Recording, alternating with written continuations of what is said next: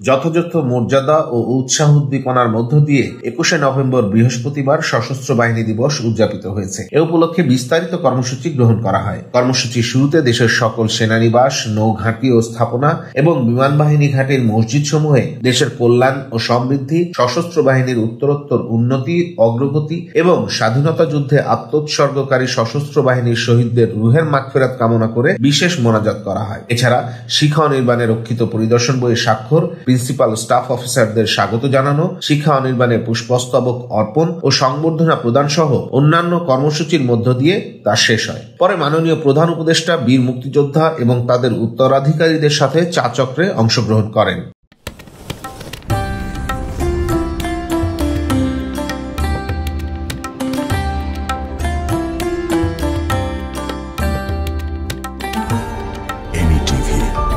স্বাধীন বাংলার স্বাধীন কণ্ঠ।